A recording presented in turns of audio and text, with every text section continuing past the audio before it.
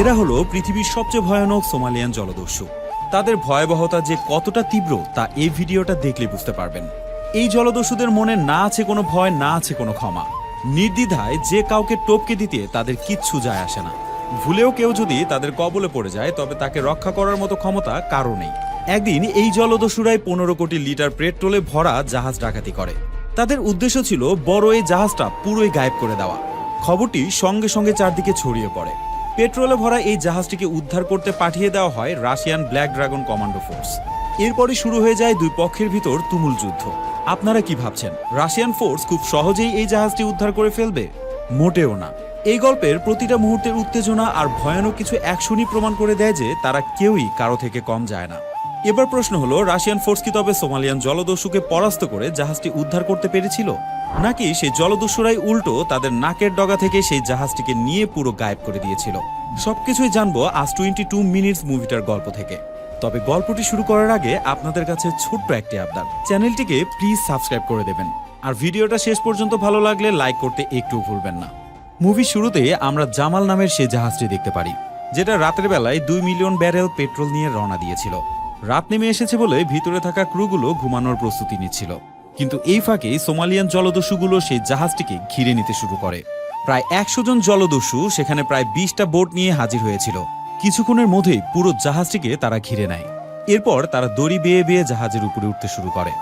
এতক্ষণ তো কেউই এগুলো লক্ষ্য করেনি, তবে হঠাৎ ক্যাপ্টেন বাইরে তাকাতেই সবকিছু দেখে ফেলে। তখন সে প্রচন্ড ভয় পেয়ে যায়। চিৎকার করে সবাইকে সে বলতে থাকে যে আমরা পাইরেটসের কবলে পড়ে গেছি, দ্রুত আমাদের জাহাজের ইঞ্জিন বন্ধ করা হোক। এমনকি প্রত্যেকটা ক্রু যেন ইঞ্জিন রুমের ভিতরে সুরক্ষিতভাবে অপেক্ষা করে। এই অ্যানাউন্সমেন্ট শেষে সবাইকে সুরক্ষিত জায়গায় পাঠিয়ে দিয়ে সে প্রত্যেকটা লাইট বন্ধ করতে শুরু করে। তারপর সে নিজেও ইঞ্জিন রুমের ভিতরে গিয়ে আশ্রয় নেয়। অন্যদিকে দেখা যায় এতক্ষণে জলদস্যুরা উপরে উঠে এসেছে। তারা একে একে চারদিকে ছড়িয়ে পড়তে শুরু করে। জলদস্যুগুলো এত দ্রুত সেই জাহাজটি ঘিরে নেয় যে ভিতরে থাকা ক্রুগুলো সেটা কোনোভাবেই চিন্তা করতে পারেনি। এ সময় ক্যাপ্টেন তাদের জাহাজ থেকে প্রায় 40 কিলোমিটার দূরে আরেকটি জাহাজ দেখতে পারে, যেটা কিনা তাদের দেশেরই ছিল। তবে এটা ছিল একটি সামরিক জাহাজ, আর এই জাহাজেই ছিল রাশিয়ার ব্ল্যাক ড্রাগন কমান্ডো ফোর্স। এই টিম কিন্তু প্রায় 3 মাস যাবৎ বর্ডারে আমেরিকার সাথে যুদ্ধ করে ফিরে আসছিল। ঠিক এই মুহূর্তে তাদের কাছেও সেই তথ্যটি চলে আসে। তারা জানতে পারে তাদের জাহাজ থেকে প্রায় 40 কিলোমিটার দূরে আরেকটি জাহাজ জলদস্যুদের কবলে পড়েছে, যে জাহাজে রয়েছে প্রায় 15 কোটি লিটার পেট্রোল। তথ্যটি পেয়ে তারা মনে করেছিল যে সেখানে হয়তো খুব কম সংখ্যক জলদস্যু তাদেরকে ঘিরে নিয়েছে। তাই ব্যাপারটাকে ছোটখাটো মনে করে তারা মাত্র 10 জনকে 2টি বোটের মাধ্যমে সেখানে পাঠিয়ে দেয়। তারা ভেবেছিল খুব সহজেই তাদেরকে পরাস্ত করে সে জাহাজটি উদ্ধার করবে। কিন্তু যে মুহূর্তে তারা সেই জাহাজের কাছে যায়, সঙ্গে সঙ্গে জলদস্যুরা তাদেরকে শনাক্ত করতে পারে। তারা দূর থেকেই MG-24 নামের গান দিয়ে অনবরত গুলি করতে শুরু করে। তারা তখন ভাবতে থাকে, ভাইরে, এর চেয়ে বরং বর্ডারের সেই আমেরিকান সোলজারগুলোও ভালো ছিল, যাদের সাথে তারা সবেমাত্র যুদ্ধ করে এসেছে। জলদস্যুগুলো এত মারাত্মকভাবে তাদেরকে গুলি করতে থাকে যে তারা কোনোভাবেই ফাইট ব্যাক করতে পারছিল না। উল্টো তারা তাদের জীবন বাঁচানোর কাজে ব্যস্ত হয়ে পড়ে। তারা তখন তাদের বোট ঘুরিয়ে নিজেদের জাহাজে ফিরতে শুরু করে। এর মধ্যেই তাদের টিমের একজনের গায়ে এসে গুলি লাগে। সে সঙ্গে সঙ্গে সমুদ্র পড়ে হারিয়ে যায়। তখন এক সোলজার কমান্ডোকে বলে যে স্যার, এই জায়গাতে থাকা আর কোনোভাবেই ঠিক হচ্ছে না, কারণ সে জলদস্যুগুলো এবার দানবের মতো গুলি ছুটতে শুরু করেছে। ক্যাপ্টেন তখন তার কথায় সম্মতি প্রকাশ করে। সে বলে কাল হেলিকপ্টার নিয়ে এসে বাকি সবকিছু দেখে নেওয়া যাবে। এরপরে সিনে দেখা যায় রাশিয়ার নেভির হেডকোয়ার্টারের বড় বড় অফিসারগুলো এই বিষয় নিয়ে আলোচনা করছে। সেখানে থাকা একজন ফোর্স বলে, আমরা গতকাল সেখানে গিয়েছিলাম। জাহাজটির আলো বন্ধ থাকায় আমরা অন্ধকারে কোনো কিছুই ভালোভাবে দেখতে পারিনি। তাই জাহাজের কাছাকাছি যেতেই সে জলদস্যুগুলো আমাদের গুলি করে বসে, যার কারণে আমরা কোনোভাবে সে জাহাজে আর উঠতে পারিনি। এমনকি সেই জাহাজের ভিতরে থাকা ক্রু মেম্বারদের সাথেও আমরা কোনোভাবে যোগাযোগ করতে পারিনি। তবে ফিরে আসার সময় আমরা আমাদের একজন সোলজারকে হারিয়েছি। সোলজারের এই কথা শুনে অ্যাডমিরাল সঙ্গে সঙ্গে হেলিকপ্টার পাঠিয়ে সেই সোলজারকে উদ্ধার করতে বলে।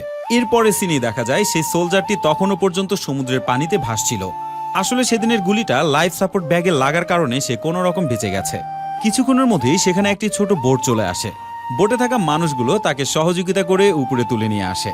তখন সেই সোলজার তাদেরকে ধন্যবাদ জানায়। কিন্তু এবার সে যে কত বড় বিপদে পড়লো সেটা কোনোভাবেই ধারণাতি ছিল না তার, কারণ এই বোটের প্রত্যেকজনই ছিল সোমালিয়ান জলদস্যু, যারা কিনা দূর থেকে সবকিছু লক্ষ্য করেছে।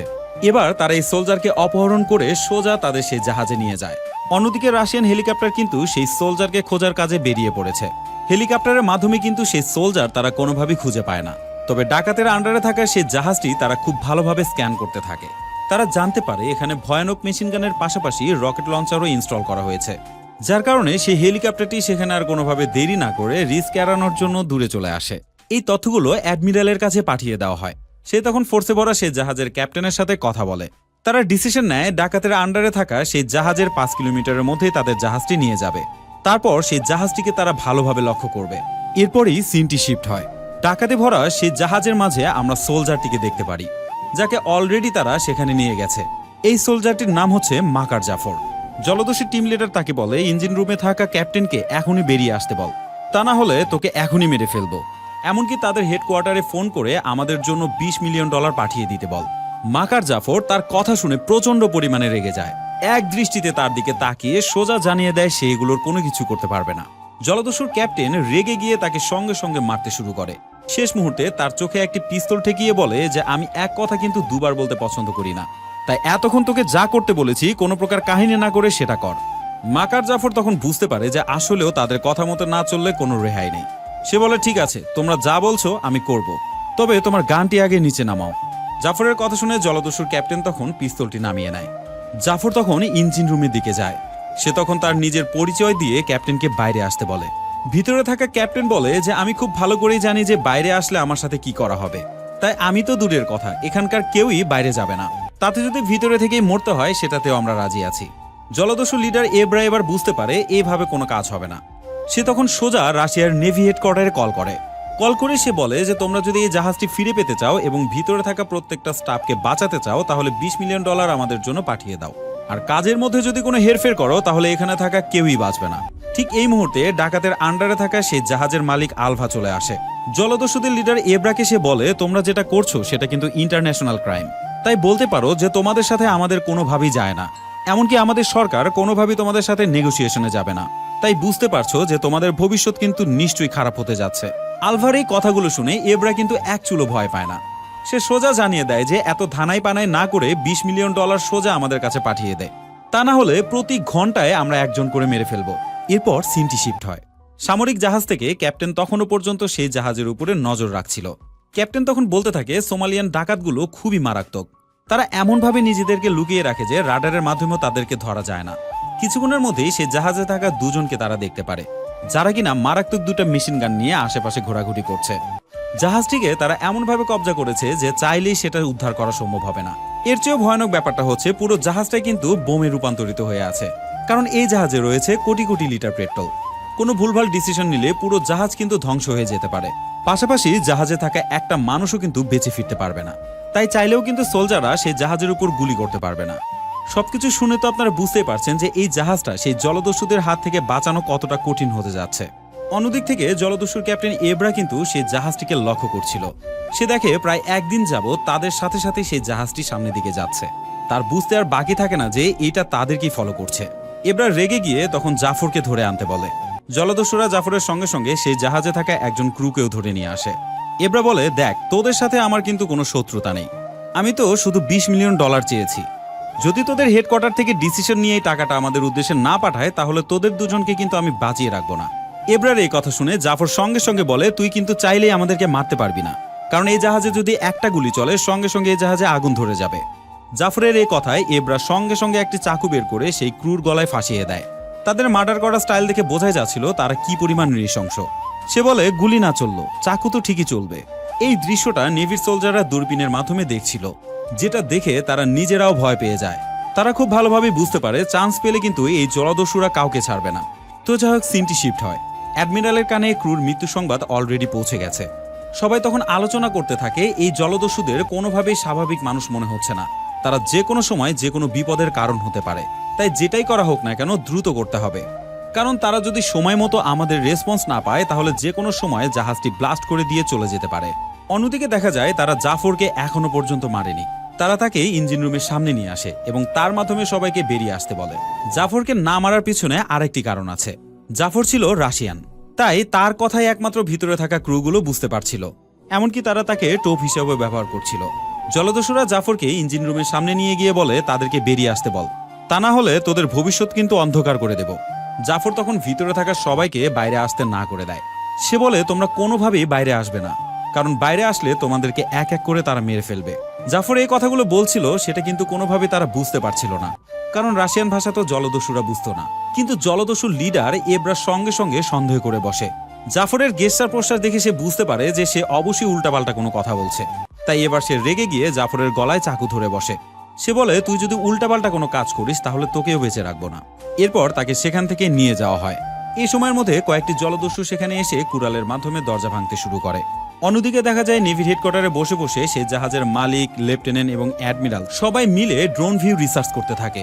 অনেক খোঁজাখুঁজির পর একজন ব্যক্তিকে দেখে লেফটেন্যান্ট বলে এটাই হলো জলদস্যু লিডার এব্রা।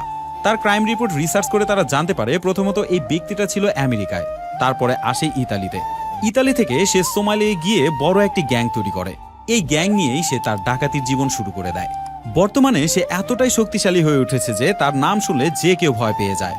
তারা আরও জানতে পারে যে এই জাহাজে বর্তমানে প্রায় 90 থেকে 100 জন জলদস্যু রয়েছে। এব্রা সম্পর্কে এত ভয়ানক তথ্য পাওয়ার পরেও সে জাহাজের মালিক কোনোভাবেই বিচলিত হয় না। সে বলে যে এই জাহাজ ছাড়িয়ে নেওয়ার জন্য এত টাকা তাদেরকে দেওয়ার কি আছে। কিছুদিন আগে আমেরিকার জাহাজ তো তারা এমনি এমনি ছেড়ে দিয়েছিল। বুদ্ধি খাটিয়ে চললে হয়তো তাদেরকে কোনো টাকা পয়সা না দিয়ে আমরা সেই জাহাজটা উদ্ধার করতে পারবো। লেফটেন্যান্ট তখন তাকে জানায় যে আপনার হয়তো একটা জিনিস জানা নেই, এব্রার গ্যাং কখনো কোনোদিন খালি হাতে ফেরেনি। তারা যা আবদার করে তা নিয়ে কখনোই ফেরে না।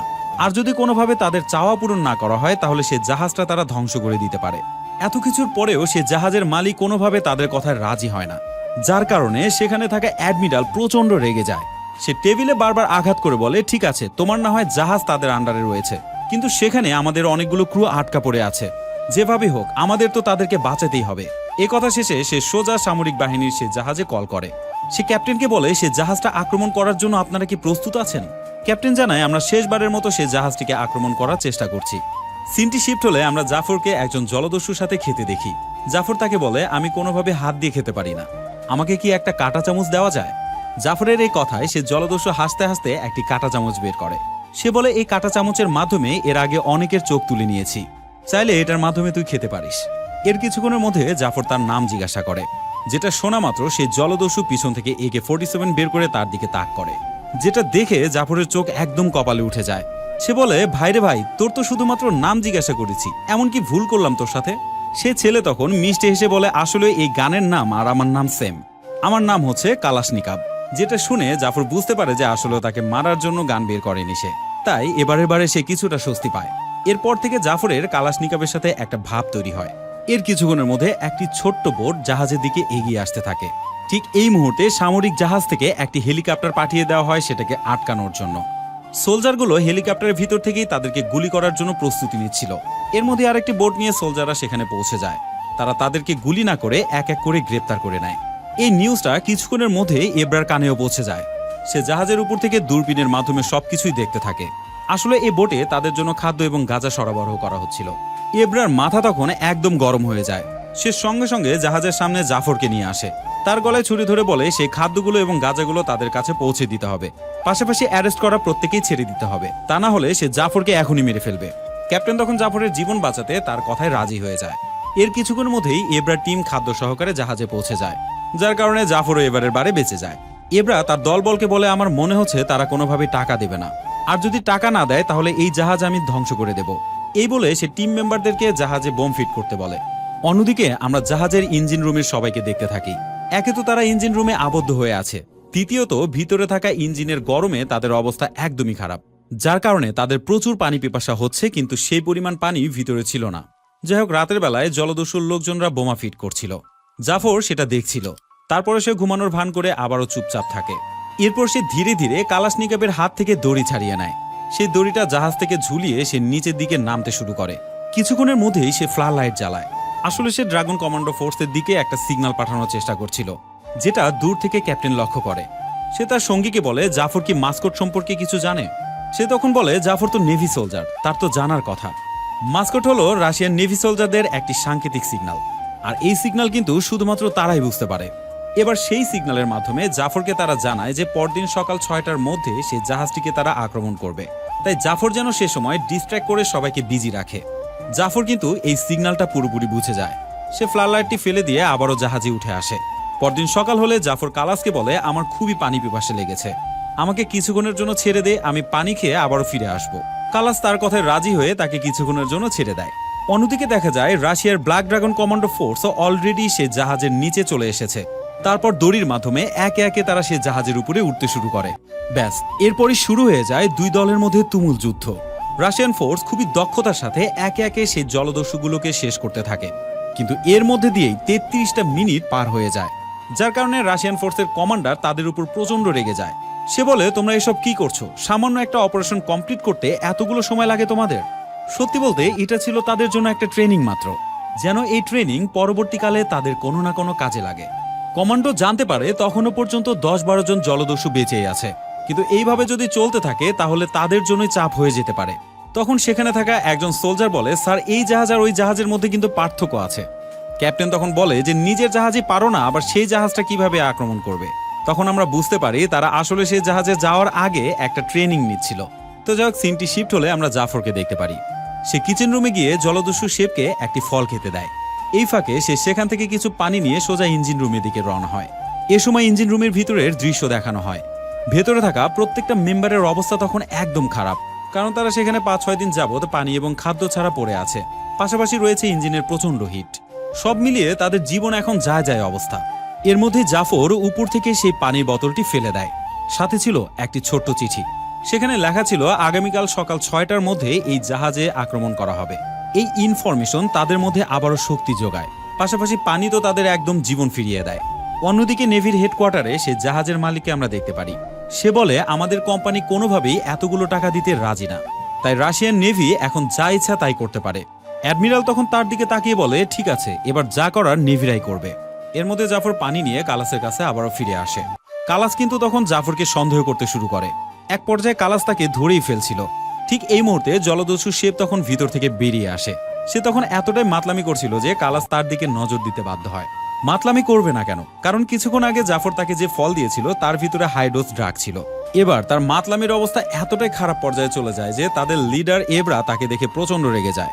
এমন একটা কঠিন মিশনে এসে মাতলামি করার কারণে এবরা তাকে পানিতে চুবানোর নির্দেশ দেয়। কালাস তখন নির্দেশটা ফিরিয়ে নিতে বলে, কারণ এই শেফটি কালাসকে ছোটবেলা থেকে খুব ভালোবাসত। কিন্তু লিডার কোনোভাবে তার কথা না শুনে তার হাত পা বেঁধে পানিতে ঝুলিয়ে দেয়। এর কিছুক্ষণের মধ্যে সেখানে ক্ষুধার্ত একটি শার্ক এসে তাকে কামড়াতে শুরু করে। আশেপাশের পানি তখন রক্তে লাল হতে শুরু করে, যেটা কিছুক্ষণের মধ্যে জলদস্যুর লোকজন বুঝতে পেরে তাকে টেনে উপরে ওঠানোর চেষ্টা করে। শেষে তাকে উপরে নিয়ে আসার পর দেখা যায় তার দুটি পা শার্ক অলরেডি খেয়ে ফেলেছে। এই সময়ের মধ্যে তার এত পরিমাণ রক্তক্ষরণ হয় যে কিছুক্ষণের মধ্যে সে মারা যায়। এ সময় কালাস চিৎকার করে কান্না করতে থাকে, এমনকি তার লিডারের দিকে তাকিয়ে সে রাগান্বিতভাবে ফুঁসতে শুরু করে, কারণ কালাস তো তার মৃত্যু কোনোভাবে মেনে নিতে পারছিল না। আর এই কারণেই কিন্তু সারা রাত ধরে তার কথা মনে করে সে কান্না করতেই থাকে। জাফরও সারা রাত তাকে সান্ত্বনা দিতে থাকে। অন্যদিকে এবরা জাহাজে থাকা একটা বই পড়ে বুঝতে পারে যে জাহাজের আশেপাশে আগুন জ্বালালে কোনো সমস্যাই হবে না। পেট্রোল তো অনেক ভিতরে থাকে, তাই সে এবার ইঞ্জিন রুমের দরজাটিকে ওয়েল্ডিং এর মাধ্যমে কেটে সেই ক্রু মেম্বারদেরকে বের করে আনতে বলে। অন্যদিকে কালাস এবং জাফরকে আমরা দেখি। কালাস বলে, আজ আমার ভাইকে এবরা মেরে ফেলেছে, এরপর কোনো স্বার্থে যে আমাকেও মেরে ফেলবে না সেটার গ্যারান্টি কি? তাই আমিও চাই না এবরার মাধ্যমে তুমিও মারা পড়ো। আমি তোমাকে ছেড়ে দিলাম, তুমি এখান থেকে যত দ্রুত সম্ভব পালিয়ে যাও। ঠিক এই সময় জাফর সব কথাই তাকে বলে দেয়। সে বলে, আমি চাইলেও কিন্তু এখান থেকে পালাতে পারবো না, কারণ সকাল 6টার মধ্যে আমাদের কমান্ডো টিম এখানে চলে আসবে। পুরো জাহাজটিকে তারা চারদিক থেকে ঘিরে নেবে। সে সময় আমার কাজ হলো সবাইকে অন্য কোনো কাজে ব্যস্ত রাখা। কালাস তখন তাকে বলে, আমি খুব ভালো করেই জানি যে পথে আমরা হাঁটছি সেটা খুবই খারাপ একটা পথ। আমি আর কোনো অন্যায় করতে চাই না, তাই আমি চেষ্টা করব এরপরে আমার সর্বোচ্চ দিয়ে তোমাকে সহযোগিতা করার। জাফর তখন কালাসের কাছ থেকে একটি চাকু চেয়ে নেয় নিজের নিরাপত্তার জন্য। কালাস তাকে চাকু বের করে দিতেই সেখানে গ্যাংয়ের লিডার এবরা চলে আসে। জাফর খুব ভালো করে বুঝে ফেলে যে অলরেডি সে ধরা পড়ে গেল। অন্যদিকে কমান্ডো ফোর্সগুলো স্যুট পরে বেরিয়ে পড়ে মিশনের উদ্দেশ্যে। এভাবে সকাল হতে শুরু করে আর কমান্ডো ফোর্সগুলো পানির নিচ দিয়ে সোজা সেই জাহাজের কাছে চলে আসে। জলদস্যুরা এর ভিতরে ইঞ্জিন রুমের দরজাটি ওয়েল্ডিং এর মাধ্যমে কেটেই ফেলছিল, তাই ক্যাপ্টেন সবার হাতে একটা করে রড ধরিয়ে দেয়। সে বলে, আমরা তো এমনিতেই মারা যাব, তাই মরতে হলে যুদ্ধ করে মরব, যেন কেউই আমাদের কখনই কাপুরুষ না মনে করে। এই কথা বলতে বলতে সে আবারও ইঞ্জিন চালু করার অর্ডার দেয়। অন্যদিকে জাফরকে জলদস্যুরা মেরে ফেলার জন্য ধরে নিয়ে আসে, কারণ এবরা ভাবছে তাকে আর বাঁচিয়ে রাখার দরকারই বাকি। এতক্ষণে তো জলদস্যু সবাই বুঝে গেছে যে তারা আর কোনোভাবেই টাকা পাচ্ছে না, তাই এবার তাদের প্ল্যান হচ্ছে জাহাজে থাকা জাফর সহ প্রত্যেকটা ক্রু মেম্বারদেরকে মেরে জাহাজটা তারা ধ্বংস করে ফেলবে। এর মধ্যে কালাস একজন মেশিন গানারের সামনে চলে যায়। সে বলে, বন্ধুরা, তোমরা এখন রেস্ট নিতেই পারো, মেশিন গানটা এখন আমার হাতে ছেড়ে দাও। এসব বলে মেশিন গানের কাছ থেকে সে সবাইকে সরিয়ে দেয়। এর মধ্যে জাফর কিন্তু মৃত্যুর সম্মুখীন হয়েও কোনোভাবে ভয় না পেয়ে তাদেরকে উল্টা থ্রেট দিতে শুরু করে। সে বলে আর কিছুক্ষণের মধ্যেই আমাদের টিম এসে আমাদেরকে উদ্ধার করে নেবে, তোরা তখন একজনও বেঁচে থাকতে পারবি না। তার কথা শুনে জলদস্যু তাকে বলে আগে তো তোকে মেরে ফেলি, তারপরে এক এক করে তাদেরকেও তোর কাছে পাঠিয়ে দেব। এর মধ্যেই তারা জাফরকে গুলি করতেই যাচ্ছিল। ঠিক এই মুহূর্তে কালাস সাউন্ড গ্রেনেডের মাধ্যমে তাদের দৃষ্টি আকর্ষণ করে। তারা উপরে তাকাতেই জাফর সঙ্গে সঙ্গে সেই জলদস্যুর হাত থেকে গানটি নিয়ে নেয়। এরপর সামনে থাকা দুজনকে সে সঙ্গে সঙ্গে শুট করে সেখানেই মেরে ফেলে। অন্যদিক থেকে ব্ল্যাক ড্রাগন কমান্ডো ফোর্স উপরে আসতে শুরু করে। বাকি জলদস্যুরা এতক্ষণে জেনে গেছে যে কালাস তাদের সাথে বেইমানি করছে, তাই তারা তখন কালাসের দিকেই আসছিল। কালাস তখন কোনো কিছু পরোয়া না করে তাদেরকে ফায়ার করে একদম উপরে পাঠিয়ে দেয়। জাফর তখন সেখান থেকে দৌড়ে পালাতে শুরু করে। অন্যদিক থেকে আমরা পানির নিচের একটা দৃশ্য দেখতে পারি। ইঞ্জিন স্টার্ট হওয়ার কারণে সেখানে থাকা জাহাজের বড় ফ্যানটি ঘুরতে শুরু করে, যার কারণে নিচে থাকা ব্ল্যাক ড্রাগন কমান্ডো ফোর্সের দুজন সেই ফ্যানের দিকে যেতে শুরু করে। তবে শেষ মুহূর্তের দিকে এসে তারা কোনো রকম ফ্লারোর মাধ্যমে নিজেদেরকে আটকাতে সক্ষম হয়। বাকি কমান্ডোরা এতক্ষণ এসে জাহাজে উঠে গেছে। তারা কোনো প্রকার শব্দ ছাড়া একে একে জলদস্যুদের খেয়ে দিতে শুরু করে। এর মধ্যেই জাফর ইঞ্জিনের রুমের সামনে চলে আসে। সে এসেই দরজার সামনে দুজন জলদস্যুকে দেখতে পারে। কালাসের দেওয়া চাকুর মাধ্যমে সে জলদস্যুদের সেখানে মেরে ফেলে। এরপর ভিতরে বন্দি থাকা সবাইকে সে বাইরে বের হতে বলে। অন্যদিক থেকে ফায়ারিং এর শব্দ শুনে এবরা কালাসের কাছে চলে আসে। কালাস কিন্তু তাকে দেখে এবার আর কোনোভাবেই ভয় পায় না। এবার সে তাকেও লক্ষ্য করে ফায়ার করে দেয়। এবরা তখন একটি গ্রেনেড কালাসের দিকে ছুড়ে দেয়। এই গ্রেনেড বিস্ফোরণে কালাস কিন্তু বেশ ব্যথা পায়। কিছুক্ষণের মধ্যে এবরা কালাসের সামনে চলে আসলে তার বুকের দিকে সে বন্দুক তাক করে। এবরা বলে তোর যদি সাহস থাকে তাহলে আমাকে একটা গুলি চালিয়ে দেখা। যে কথা শুনে কালাস দেরি না করে সঙ্গে সঙ্গে টিগার চেপে দেয়, কিন্তু দুর্ভাগ্যজনকভাবে সে গানে কোনো প্রকার গুলি ছিল না। এ সুযোগে এবরা চাকু দিয়ে তার গলা ফাঁসিয়ে দেয়। কালাস তখন তার শেষ নিঃশ্বাস ত্যাগ করে। অন্যদিক থেকে সোলজাররা তখনও পর্যন্ত জলদস্যুর সাথে ফাইট করে যাচ্ছে। তারা তখন তাদের হাত থেকে চাকু ছুঁড়ে ছুঁড়ে সবাইকে খেয়ে দিচ্ছে। অন্যদিকে দেখা যায় ইঞ্জিন রুম থেকে ক্রুগুলো বের হয়ে তাদের রডের মাধ্যমে সামনে যাকেই পাচ্ছে তাকেই মেরে ফেলছে। জলদস্যুর প্রত্যেকজনের হাতে রাইফেল থাকা সত্ত্বেও তারা সেটা ব্যবহার করতে পারছিল না, কারণ তারা সেই ট্যাঙ্কের পাশেই ছিল। তারা ফায়ার করলে সঙ্গে সঙ্গে সেই জাহাজে আগুন ধরে যাবে, আর আগুন ধরলে যে তারাও বাঁচবে না সেটা তো তারা খুব ভালোভাবেই বুঝতে পারছে। যার কারণে এবারের ফাইটিংটা একদম অন্য লেভেলে গিয়ে পৌঁছায়। কেউ চাকু দিয়ে মারছে, কেউ রড দিয়ে মারছে, কেউ বা তাদের হাত দিয়ে মারছে। এভাবে পুরো জাহাজটা যেন রক্তে লাল হতে শুরু করে। অন্যদিক থেকে একজন জলদস্যু জাফরকে ধরে ফেলে। দুজনের মধ্যে বেশ ধস্তাধস্তি হয়। জাফর কিন্তু গন্ডারের মতো এই ব্যক্তিটার সাথে কোনোভাবে পেরে উঠছিল না। অন্যদিক থেকে দেখা যায় জলদস্যুর লিডার এব্রার সাথে কমান্ডোর বেশ ফাইট শুরু হয়েছে। এব্রা এতটাই শক্তিশালী ছিল যে কমান্ডোর ঘাড়ে দুদিকে দুটি চাকু ধরে তাকে প্রায় মেরেই ফেলছিল। ঠিক এই মুহূর্তে জাহাজটি গিয়ে সোজা একটি পাথরের সাথে ধাক্কা খায়। জাহাজটি তখন একদিকে হেলে যায়, যার কারণে কমান্ডার এবারের মতো এব্রার হাত থেকে বেঁচে যায়। এরপরেও কি আপনারা মনে করছেন এব্রা থেমে থাকার পাবলিক? সে তার চাকু দিয়ে এলোমেলোভাবে তাকে স্টেপ করতে শুরু করে। শেষমেশ এব্রা তার হাতে থাকা পিস্তল বের করে তাকে সেখানেই গুলি করে উড়িয়ে দিতে চায়। ঠিক এই মুহূর্তে কমান্ডার তার হাতে থাকা চাকুর মাধ্যমে টিগারটি আটকে দেয়। শেষমেশ সে এব্রাকে হোস্টেস করে নেয়। এর কিছুক্ষণের মধ্যে জলদস্যুদের মধ্যে যে কয়েকজন বেঁচে আছে তারা স্যারেন্ডার করতে শুরু করে। এব্রা তখন তার পকেটে থাকা রিমোটটি বের করে, যেটা ক্লিক করা মাত্র জাহাজে সেট করা বোম ফেটে গিয়ে সঙ্গে সঙ্গে তারা সবাই ব্লাস্ট হয়ে যাবে। জাফর তখন আপ্রাণ চেষ্টা করে সেই বোমের অ্যান্টিনা খুলে নেওয়ার জন্য। এবার যখনই রিমোটের বাটনটা ক্লিক করে ফেলে ঠিক তার কিছুক্ষণ আগেই জাফর সেই অ্যান্টিনা খুলতে সক্ষম হয়, যার কারণে সেখানে সবাই সে ব্লাস্টের হাত থেকে বেঁচে যায়। কমান্ডো ফোর্স আবারও একে একে প্রত্যেকটা জলদস্যুকে মারতে শুরু করে। এর কিছুক্ষণের মধ্যে যে কয়েকজন বেঁচে ছিল তাদেরকে অ্যারেস্ট করে নেয় তারা। এরপর তারা শেষমেশ নেভির হেডকোয়ার্টারে ফোন করে বলে যে পুরো জাহাজটা এখন তাদের কন্ট্রোলে। জাফর দৌড়ে গিয়ে দেখে কালাশ রক্তাক্ত অবস্থায় জাহাজের উপরে পড়ে রয়েছে। সে দৌড়ে গিয়ে কালাশকে বলে, বন্ধু তোর কিছুই হবে না, কিছুক্ষণের মধ্যে হেলিকপ্টার আসবে, আমি যে কোনোভাবে হোক তোকে বাঁচিয়ে নেব। কালাশ তখন বলে, বন্ধু আমি অনেক অন্যায় করেছি, যেটার শাস্তি হয়তো এখন আমি পাচ্ছি, অনেক দেরি হয়ে গেছে, আমি হয়তো আর বাঁচবো না। এই বলে সে পকেট থেকে একটা রেকর্ডার বের করে নিয়ে আসে। এটা সে জাফরের হাতে দিয়ে বলে, এখানে আমার নিজের কিছু গান রেকর্ড করা আছে, আমাকে যখন মিস করবে তখন সেগুলো শুনে নেবে। এই কথা বলা শেষেই কালাশ সেখানেই মারা যায়। এর মধ্যেই দেখা যায় জাহাজের অনেক ক্রুও এই যুদ্ধে মারা গেছে, তাদের উপরে সাদা কাপড় দিয়ে দেওয়া হচ্ছে। ঠিক এই মুহূর্তে কালাশকে নিয়ে যাওয়া হচ্ছিল। জাফর তখন তার ডেড বডি থামিয়ে বলে, আমি তোমার কাছে চিরকৃতজ্ঞ থাকব, খুব অল্প সময়ের মধ্যে তোমার আমার যে বন্ধুত্ব হয়েছিল সেটা আমি কখনোই ভুলতে পারবো না। এ বলে জাফর তার নিজের হাতের ঘড়িটি কালাসের হাতে পরিয়ে দিয়ে চির বিদায় জানায়। এর মধ্যেই ব্ল্যাক ড্রাগনের ক্যাপ্টেনের কাছে নেভির হেডকোয়ার্টার থেকে একটি কল আসে। ক্যাপ্টেনকে তখন বলা হয় জলদস্যুদের যে কয়েকজন বাকি রয়েছে তাদেরকে যেন ছেড়ে দেওয়া হয়, এমনকি তাদের সাথে একটি বোট, খাবার এবং বিশুদ্ধ পানীয় যেন দিয়ে দেওয়া হয়। ক্যাপ্টেন তখন বলে, স্যার তাদেরকে ছেড়ে দেওয়ার তো কোনো কারণ হয় না, এরা তো প্রচন্ড ভয়ানক, তাদেরকে যদি এখন ছেড়ে দেওয়া হয় তাহলে এই ধরনের কাজ তারা আবারও করবে।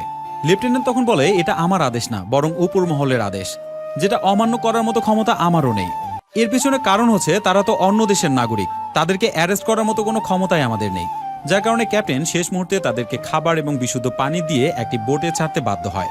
বোটটি এর ভিতরে সে জাহাজ থেকে প্রায় 2 থেকে 3 কিলোমিটার দূরে চলে গেছে। এ সময় জাফর তার বন্ধু কালাসের কথা মনে করে টেপ রেকর্ডারটি বের করে। একই সময়ে এভরা সেই পানির বোতলটি খুলতে একদম হতভম্ব হয়ে যায়, কারণ সেই বোতলের ভিতরে একটি বোম ফিট করা ছিল। জাফর ঠিক যখনই সেই টেপ রেকর্ডারের বাটনটি প্রেস করে, জলদস্যুদের সেই বোটটি তখনই উড়ে যায়। শেষ মুহূর্তে ব্লাস্টের ফলে সেখানে থাকা প্রত্যেকটা জলদস্যুই মারা যায়। তবে কিভাবে মারা গেল এটার প্রমাণ কিন্তু কারো কাছেই আর নেই। এত সুন্দর একটা ফিনিশিং এর মধ্যে দিয়ে আজকের মুভির গল্পটি শেষ হয়ে যায়। তো বন্ধুরা, আপনারা যারা শেষ পর্যন্ত এই ভিডিওটি দেখলেন, যদি ভালো লেগে থাকে তাহলে কমেন্টস করে অবশ্যই জানাতে পারেন। দেখা হবে পরবর্তী আরেকটি সুন্দর ভিডিওতে। ততক্ষণে সবাই ভালো থাকবেন, সুস্থ থাকবেন। আল্লাহ হাফেজ।